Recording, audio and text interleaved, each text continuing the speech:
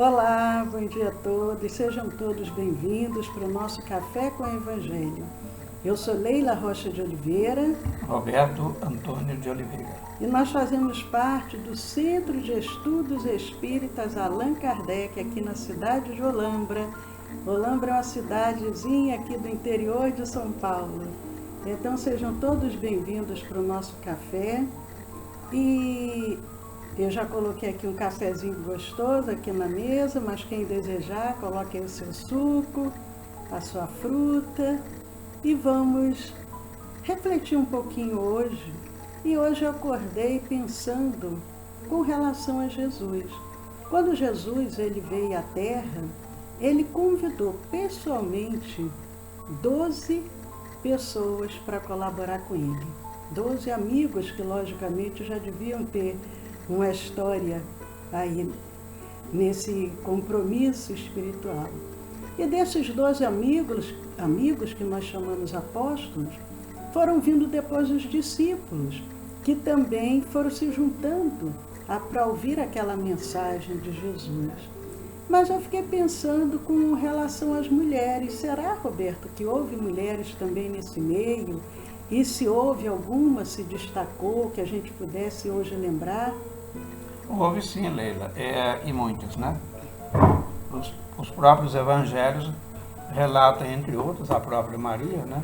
A mãe do Cristo, Jesus, a Maria de Magdala, e teve também uma mulher que era a esposa de um potentado romano na Judéia, que era Joana, chamada de Cusa, porque Cusa era o sobrenome do seu esposo.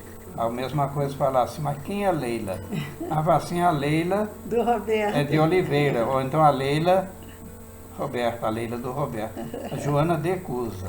Então, Joana de Cusa, ela era uma mulher recatada, apesar de estar numa sociedade corrupta, né?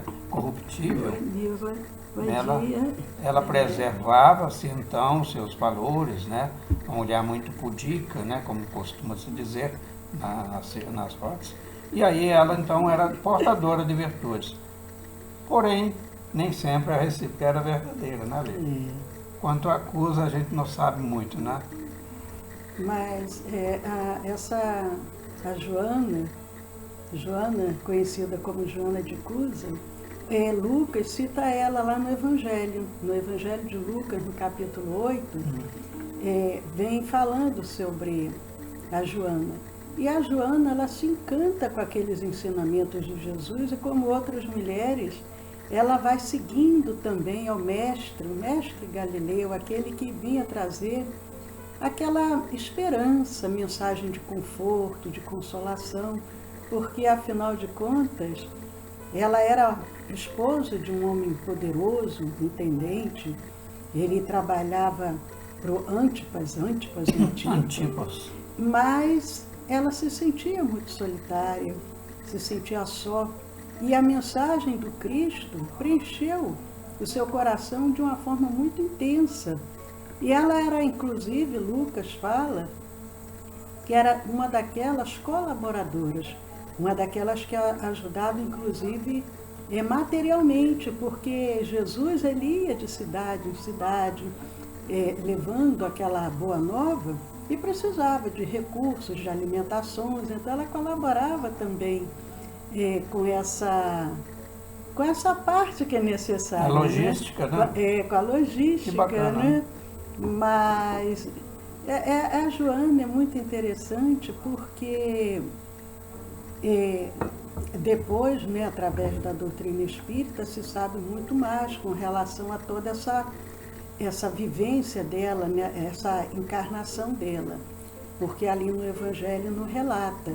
Mas, após a morte do Cristo, muitos daqueles cristãos, e ela se julgava também passou a fazer parte daquela nova doutrina, que na época não se chamava cristianismo.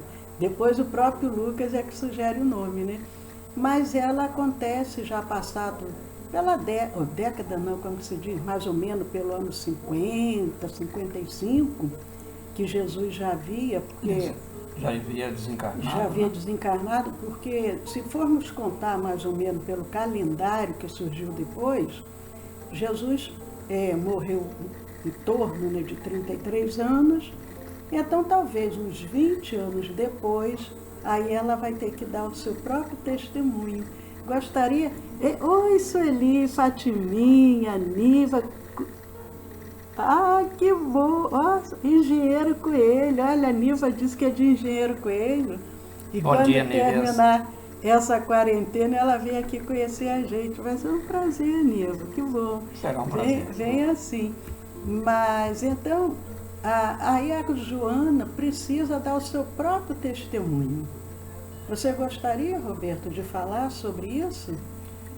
Na verdade, ela até, enquanto figurava como esposa, né, de Cusa, então ela pertencente ao patriciato, não havia problema nenhum, desde que ela não incorresse, ou seja, não ferisse os chamados cultos pagãos, né? E os romanos, então, eram pagãos mesmo. E aí ela, então, conhecendo, como a Leila colocou, a doutrina libertadora, através da mensagem do Cristo, e a sua experiência, a sua vivência, os seus ensinos, enfim, torna-se cristã. E a partir daí, ela é objeto, como ocorria sempre a todos os cristãos daquela época, Olá, de serem Cristiane. perseguidos. E abrindo aí um parêntese, Roberto, antes da gente chegar a esse testemunho, porque ainda quando Cristo estava presente fisicamente, ela um dia se aproximou de Jesus e abre o seu coração e ela fala para Jesus, e Jesus retruca para ela, dando a ela um ensinamento, né? Gostaria de falar sobre isso primeiro? Sim, porque observando o comportamento dissoluto do marido, e ela então, apoiadas na mensagem evangélica, mas sobretudo de muita moralidade, né, que se revestia a figura do Cristo e aqueles que o seguiam, e ela propõe a ele essa questão, o que ela deveria fazer em relação ao seu companheiro Devas. Jesus, então... Ela queria abandoná-lo, estava muito magoada, constrangida, né? Humilhada. O coração ferido, né? Na sua concepção de mulher, rejeitada, né? Nas hostes conjugais. E ela queria seguir o Cristo, né? Deixar tudo para trás. É interessante isso, porque todo líder, ele tem esse condão de arrebatar os seguidores. Mas os compromissos dela, conforme Jesus a aconselha, era junto ao companheiro. Então que ela fosse fiel a ele. Ele seria um infiel. Olha só que lição. Porque veja bem, quem magoa, é que na verdade é o infrator. Aquela pessoa que se sentir magoada, ela carregará isso também. Mas no momento que ela se desvincula, ela não tem mais um compromisso com a mágoa ou com o erro dos outros.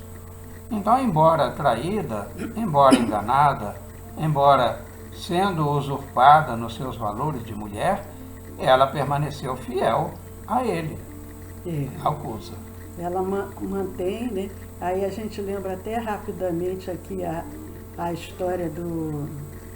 Como é que é, meu Deus?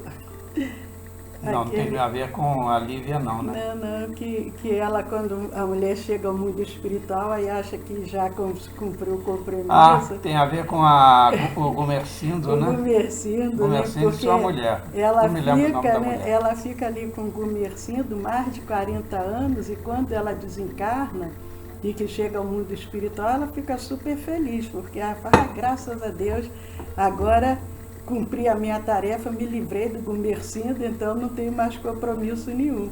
Só que ela cumpriu a tarefa, mas de uma forma não amorosa, fraterna, né? E aí o benfeitor diz, olha, você disse que tolerou o Gumercindo durante 40 anos, então agora você vai voltar para aprender a amá-lo. Então Jesus ensina não a tolerar, mas que ela amasse o marido, mesmo com as imperfeições do marido. Mas aí quando passa-se cerca de, em torno do ano 50, 55, aí ela, como cristã, o marido já não estava mais, já tinha desencarnado, e ela, como cristã, aí ela vai dar o seu verdadeiro testemunho. Gostaria de falar sobre isso, Roberto? Na verdade, o início da era cristã foi uma era com todas as letras. Nós não podemos, digamos, ter esses pudores, né? Porque foi uma época de muito sangrenta. Eram sacrifícios. Os cristãos eram frequentemente feitos como verdadeiras tochas humanas, né? Deitava-se-lhe óleo, amarrando. É melhor pular essa parte, porque o pura. nosso café é um café bem suave. Tudo tem bem. que pular essa parte. Então, resumindo, só fala resumidamente do testemunho. Ela dá o seu testemunho apresentando-se, né, como cristã que era, e se ela abjurasse, isso é, se ela renegasse Jesus, ela seria poupada do suplício. Ela e o filho, né? E também o ela filho. E o filho. Aliás, o filho faz uma provocação a ela, né? O filho mãe, pede, né? Mãe, abjura, mamãe, abjura. Você imagina, a mulher, mãe, e o filho pedindo ela. Tem que ter muito amor ao Cristo. Porque eram Cristo. os dois, né? Os dois iam ser supliciados. Isso. E logicamente que ele ainda não tinha toda a firmeza, né, que ela Ele já era possuía, jovem, né? Não era mais adolescente, mas era uma pessoa jovem. Então, incita ela a abjurar, a negar ao Cristo. E ela, de maneira serena, disse: cala-te, meu filho, porquanto não sabes ainda o que queres, nem o que fazes. Então, entregam-se por completo. E ambos são supliciados, ao martírio, né? Mas Jesus, quando começa, relatam, né, as obras mediúnicas, que aí quando começam as primeiras labaredas, Jesus vem e a resgata. Então Jesus a leva ao mundo espiritual. E é muito bonito, porque a Joana de Ângeles, olá Andressa, de Nova Lima, Minas Gerais, olha, aqui tem um mineiro do meu lado, ai. Somos conterrâneos na grande pátria espiritual. Nova Lima é próximo a Belo Horizonte, não é? Próximo. Próximo a Tem Belo uma lembrança Horizonte. de Nova Lima, ainda quando aquela estrada empoeirenta da década de 50, mas a gente fala mais adiante, se houver espaço.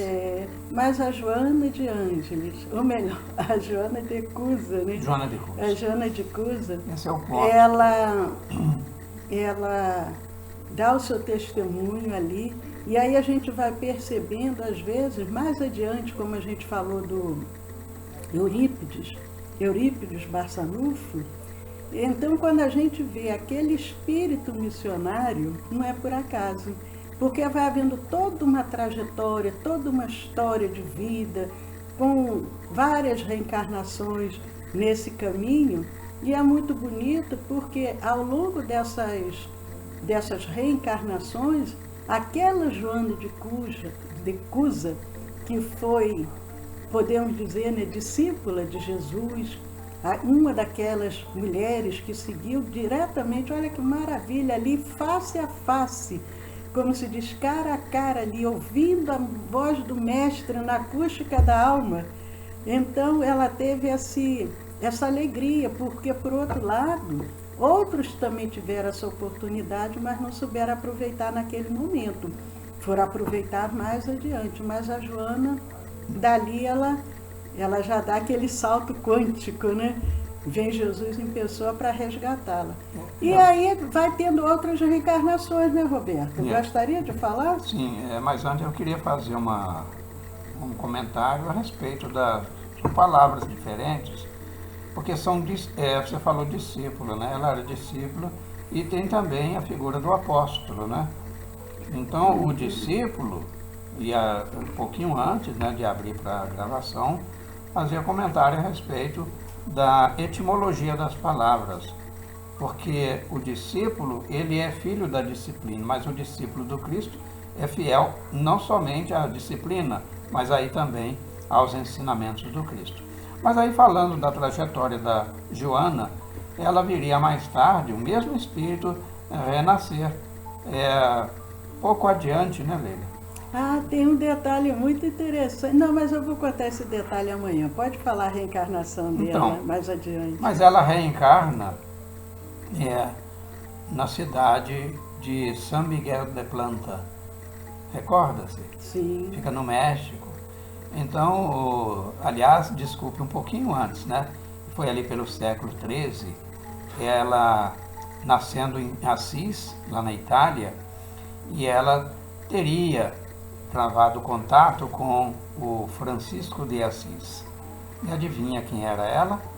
Não tinha o nome de Joana ainda aí, mas era Clara, a Clara de Assis. E essa relação dela com o Francisco de Assis viria até muito tempo depois trazer-lhe agradáveis experiências, crescendo como espírito nas renúncias, na vida monacal, né? E ela torna-se religiosa, né? A Ordem das Clarissas vem daquela época de Clara de Assis, uma reencarnação das muitas da Joana ou de Cusa, né?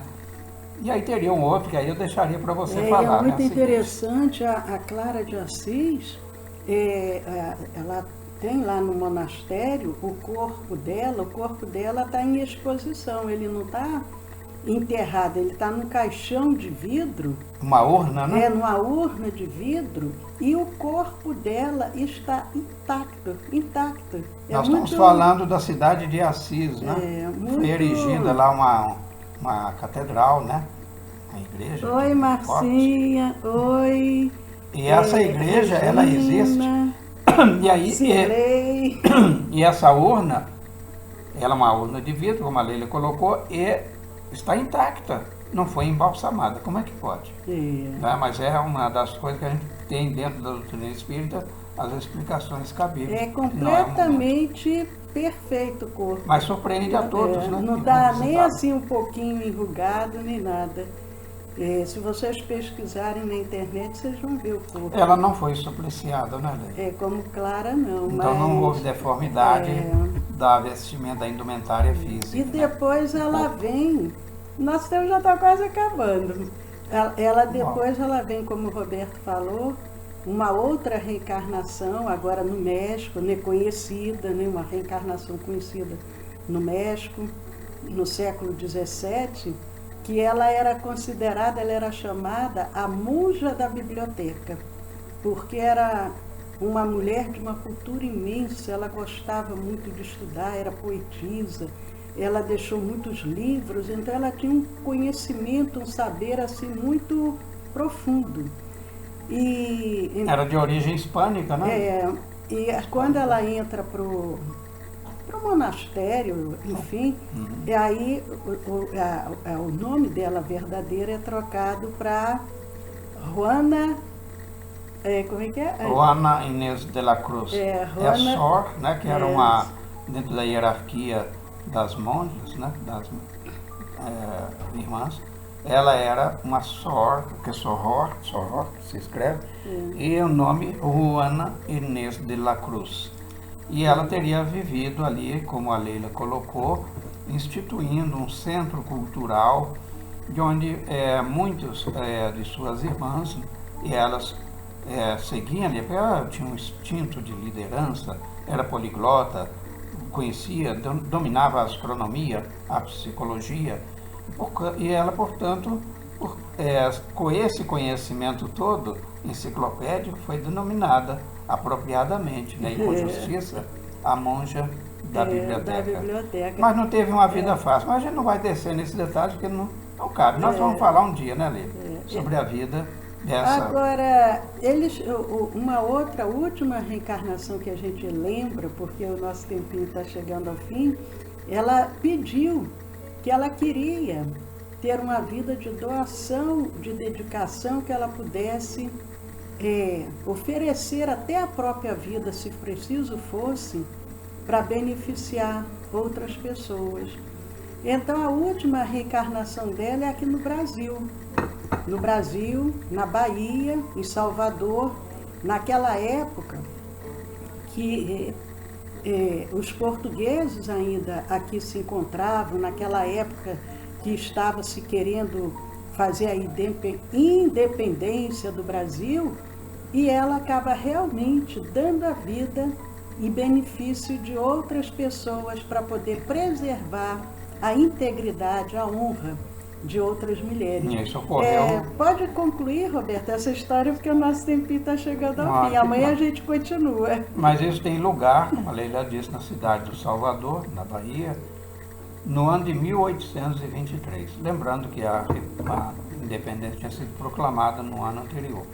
Entretanto, algumas guarnições da corte portuguesa, né, soldados estacionados nas principais províncias, e Salvador, né, Bahia era uma delas.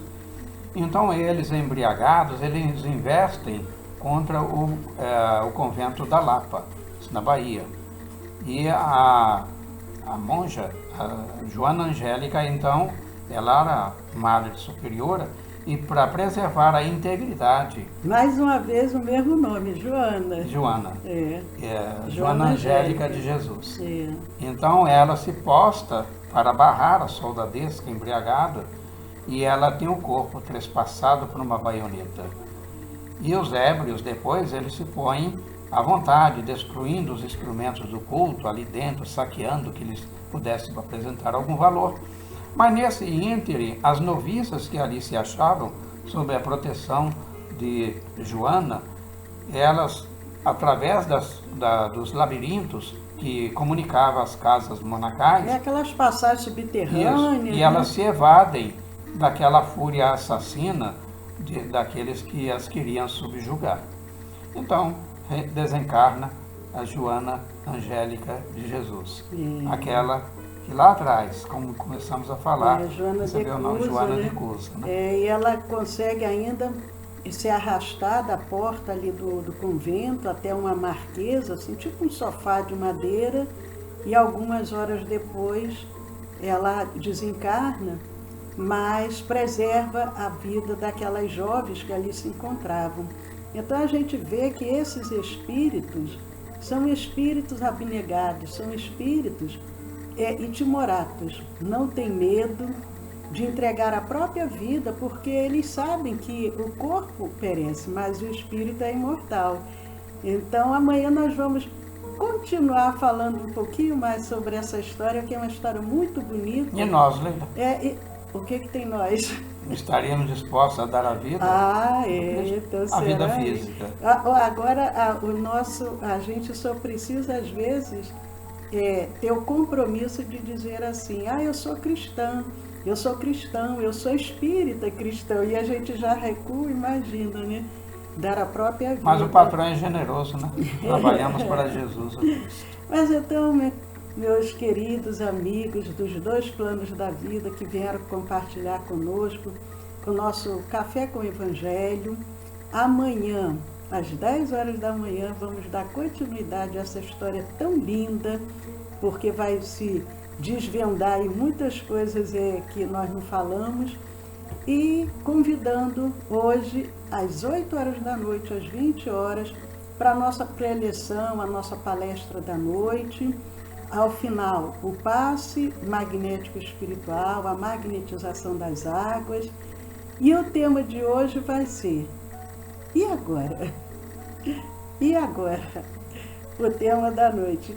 Então, entrem lá, quando a gente... nós temos postado no nosso canal do YouTube, do Telegram.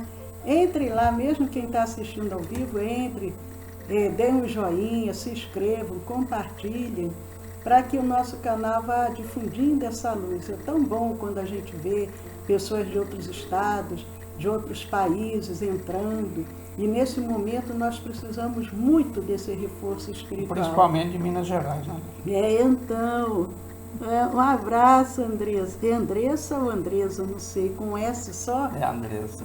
Andressa? Digo, Arnaldo, bom dia, Arnaldo. Muita paz aí, Marcinha. Então, um beijo grande. Arnaldo Reis, acho que eu te lembro de algum Arnaldo, não sei se é o próprio.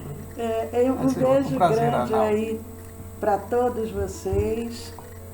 E até às 20 horas. E até amanhã também. Paz a todos. Sigamos em paz. Que assim seja.